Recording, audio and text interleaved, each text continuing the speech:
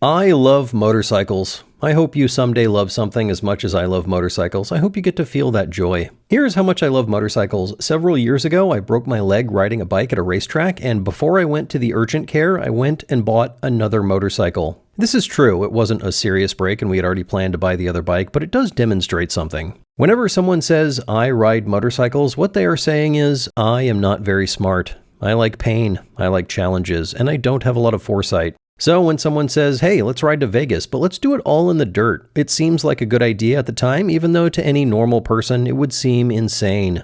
But we ride motorcycles, so we did it. And if you're going to do something crazy, you might as well do it on a crazy bike.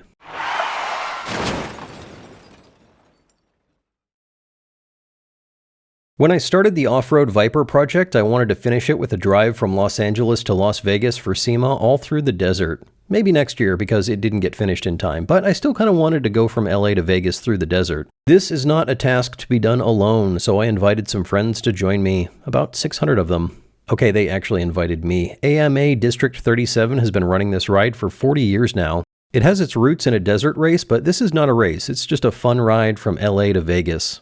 I use the term fun loosely, which I will get to later. I also use LA loosely. It starts in Los Angeles County, but not the city proper. It starts in Palmdale, north of Los Angeles, at the edge of the desert. I did this ride 10 years ago for the 30th running of the event. It was miserable. Easily the most difficult ride I'd ever done, and I swore I would never do it again. But time has this way of making you forget the challenging parts. After a few years, you look back and think, man, that was a lot of fun. Right about that time, a group of your friends tell you they're going to do the ride for the first time. Yeah, let's do it again. How bad could it be? Most of the bikes on this ride, in fact almost all of them, are street-legal dirt bikes. Easily the most common is the KTM EXC, sometimes badged as a Husqvarna, in either the 350 or 500 size. This is the correct bike for this event, although not very interesting. And if you watch this channel, you know I value interesting a lot more highly than I value correct. I'll be taking a Honda CRF 250L Rally, which is not the best bike for this because it weighs 100 pounds more than those dirt bikes everyone else is riding, and it has about half the power. It's also, admittedly, not super interesting. Honda replaced this a few years ago with the CRF 300L. They're very similar. For years, this has been the best-selling dual-sport motorcycle. There are two big problems with this bike if you intend to take it off-road. One is the tires. It comes with tires that are not great on-road and pretty terrible for off-road. So I got some good off-road tires, specifically the Metzeler MC360 mid-soft tires. I also added tubeless. Several people asked me about this on Instagram, so just a quick note. This is a setup that doesn't use an inner tube, or rather it uses a small inner tube inside a small tire inside your tire. They call it a bladder and a liner. The liner seals on the inner step of your wheels and you inflate it to about 100 psi, and then you inflate the outer part to like 5 or 10 so you can get good traction. It's a bit of a challenge to install, but then again, so is changing tires normally. Anyway, the other problem with this bike is the suspension. It's not great, which is why I bought one that already had upgraded suspension. Still not the perfect bike for this. It's heavy, it's low on power, and even with the suspension upgrades, it's still a budget bike. The other thing is that this bike is a dual sport, but it's mostly geared for the street, literally geared for the street, which is why I changed the sprockets. But also it's a street bike that can go off-road, whereas the KTMs are dirt bikes that happen to have license plates. This is a dual sport ride, meaning that some of it is on the road and some of it off-road, but it's not like this, and it's definitely not like this. It's like this. So a CRF 250L was not the best choice, but if this seems like a bad idea, then meet my friend Chris. He will be riding a Triumph Scrambler 1200. This is definitely not the optimum bike for this, as it weighs twice as much as the other bikes and has twice the horsepower. 500 pounds, 100 horsepower, heated grips, cruise control, extremely interesting. This is a great street bike, but Triumph says that it has unparalleled road and off-road capability, and we are going to find out if that is true. It does have pretty decent suspension travel, good ground clearance, but it is heavy. Chris might as well be riding one of the KTMs with a second KTM riding on the passenger seat. This bike loved the sand. It loved getting stuck in the sand. It loved laying down in the sand. The person riding the bike hated the sand. Good thing we're going through the desert where there's no sand.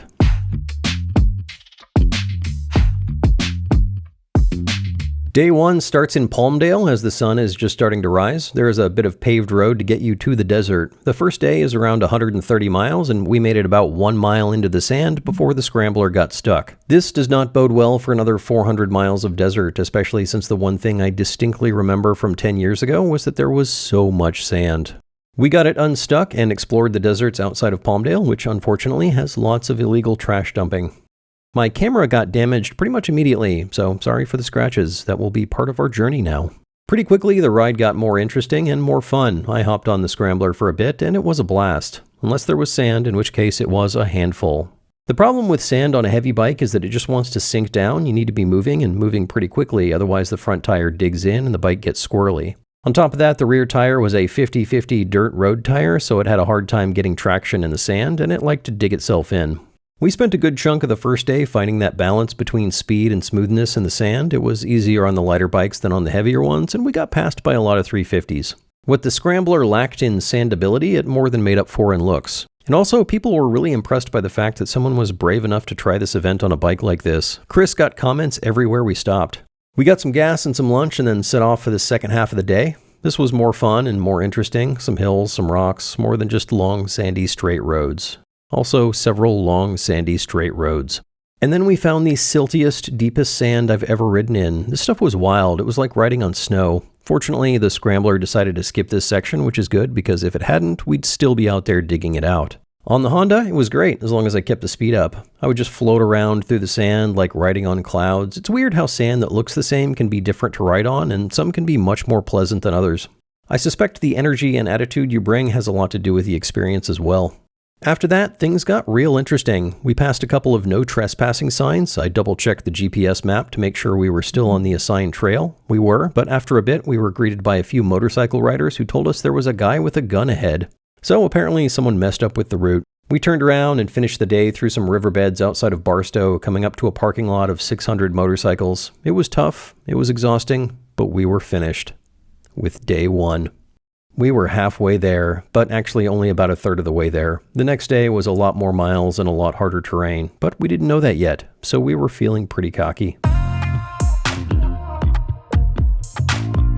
Day 2 started before the sun even came up. It was good riding, a bit frustrating at first since we couldn't really see with the sun so low, but mostly uphills and downhills with a little bit of rocky sand. Not easy for sure, but not difficult.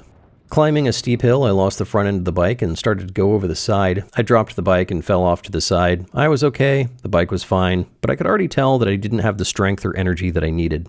This ride is about the rider as much as the bike, and I had been off-roading on a bike exactly once in the previous year. I was not prepared. My camera was further damaged in the fall. I'd love to claim that this was an artistic decision, a scratched and hazy lens showing my exhaustion, but no, I just broke the camera. After a couple of hours, we came up on a rider lying in the middle of the trail. He had been thrown from his bike and was not moving. A couple of people stopped to check him out. He was responsive and thought maybe he had broken his hip, but after taking some time and some breaths, he got up and took a break off the trail.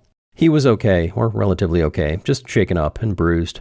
Riding a bike in the desert is exhausting. If it's flat and hard-packed, it's not so bad. You can sit down and try to catch your breath, but it is rarely flat and hard-packed. If it's bumpy, you have to stand up and bend your knees, else you will be bucked off like a bull. If it's sandy or loose, you have to stand up, knees bent, trying to maintain a loose control of the bike. When you stand up, you decouple your mass from the bike, so you effectively lower the CG of the motorcycle, allowing it to slide around and do its thing. You just kind of hover above it, hoping it goes where you want it to go, and it usually does. It's not too hard for a while, but standing up, knees bent, bike bouncing underneath you, you're basically doing squats for 8 hours a day, 2 days straight. You get exhausted, and the more exhausted you get, the more lazy you get, and you start making mistakes. Those mistakes lead to crashes, which lead you to being less confident and more exhausted, which lead to more crashes. I was not prepared for this event. I didn't do enough riding before it. I didn't get the strength and balance where I needed it, and I paid for it. I kept the bike up all day the first day. The second day, I crashed 5 times. 4 of them were pretty easy, just losing control of the bike and laying it down and rolling off the side. One was a little bit harder. I had no energy, no strength. I was riding in my least favorite terrain when the front tire decided to go a completely different direction. I hit the ground hard with a sharp pain in my left leg and a splitting headache from my helmet smacking into a rock. I laid there for a moment, wiggling my toes, making sure everything still worked, trying to decide if I wanted to set my bike on fire right then and there or wait until it was closer to the city dump. I got back up and rode slowly to the end of the trail. Slowly in sand is not easier. It's harder, much harder. But I had neither the strength nor the balance to make that happen. I got to the road and checked the bike. My turn signal was bent back, but still attached. The bike was otherwise okay. My boot sole did not survive the wreck somehow. Fortunately, I had some high-visibility duct tape for repairs. I thought about skipping the next section, but Chris had chatted with another rider who said the next part was all pretty easy and not very sandy. So we took off down the trail and found, you're not going to believe this, more sand. This kind of sand was actually easier for me since it was mostly consistent, but it was a handful for the scrambler. All sand is a handful for the scrambler. This part was particularly annoying because it was just straight sand for miles. The ruts left by most bikes were straight, but you could always tell where Chris had been because the ruts were wide, deep, and swerved around randomly. After a few miles of this miserable BS, we stopped to take a break. I was exhausted, still hurting from the earlier wreck. I was about to suggest that we ditch the sandy road and ride through no man's land to the interstate. Just before I proposed this idea, Chris suggested that we ditch the sandy road and ride through no man's land to the interstate. And so we did, and it was good, but still not sand-free. We took the freeway to the next checkpoint to meet up with our friends. It was already getting late. It was 1 o'clock, and we were still 2 hours away from the lunch stop. We took the easy route the rest of the way back, some pavement, some dirt road. Along one dirt road, we found the most dangerous obstacles of the entire trip. Car drivers. Not sure why there were 100 cars taking this middle of the nowhere dirt road, but most of them decided they needed to be in the middle of the road, driving too fast for the visibility. This guy very nearly hit 2 people. After that, it was more relatively easy dirt and sand, or it would have been easy if we had any energy or strength left, but we did not, so it was challenging. We got a quick lunch as the sun was setting and then left for the last bit.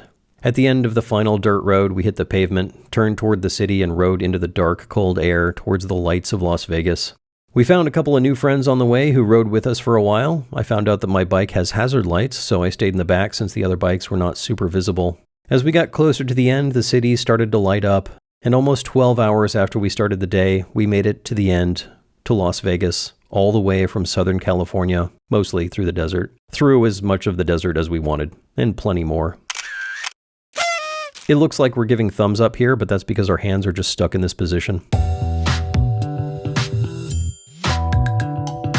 We stayed the night and slept in, waking up with sore muscles we didn't know we had. All those dirt bikes we rode with, the 500s, 350s, and 450s, they were all loaded onto trailers and hauled home. But we rode our bikes home, all the way, all 250 miles. The LA B2V ride is a dual sport ride, but it is much easier with a full-on dirt bike that happens to have a license plate. But if you want to do it the interesting way, get an adventure bike. And if you want to do it the really interesting way, get a scrambler. The CRF was a great all-around bike. It will cruise on the highway at 65 or 70. It'll do the dirt roads and the rocky hills, and with the right tires and the right rider, it will make it through the sand. It's pretty great for a bike that's half as expensive as most of the other motorcycles on the ride. It does need more power, and Honda helped that out with the newer 300cc version, though if they could add another 5 horsepower on top of that without added weight, I think it would be fantastic. There were 2 times that I dropped the bike because I couldn't get the power I needed up a hill. A better rider would have solved the problem, but more power would have too. The scrambler was excellent in everything but the sand. Unfortunately, the desert, lots of sand. Chris might try again, possibly with more off-road focused tires and more preparation.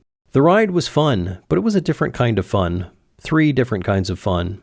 About a third of it is type 1 fun. It's fun in the moment. You're enjoying it while you're doing it. These are the roller coaster hill climbs, the long roads with a little bit of sand gently wiggling your bike around. Another third of it is type 2 fun, which is fun, but not really in the moment. At the time, you're working hard, frustrated, just trying to make it to the next challenge. But when you look back on it a day later or the next week, you think, you know what? That was a lot of fun. The last third of this ride is type 3 fun, which is just not fun. It's miserable. Deep, rocky sand washes where your bike just wanders around randomly, getting thrown by hidden rocks. You're too tired to stand on the pegs and hold the handlebars loosely, but if you sit down, you will immediately get thrown into the rocks. It's basically torture. This ride had me in love with motorcycles again, and it also had me convinced I would never ride a motorcycle again. By the end, I was back in love with motorcycles, but not this event. I will never ride this event again. And I say that knowing full well that just a few years from now, someone I know will say, hey, remember that LA B2V thing we did? We should do that again. And just enough time will have passed for me to forget all the Type 3 fun, and I will do it again. Because I ride motorcycles. It used to be that you had to impress people to get people to watch your show. Now you just have to impress the algorithm. So do me a favor, hit that subscribe button. All hail the algorithm.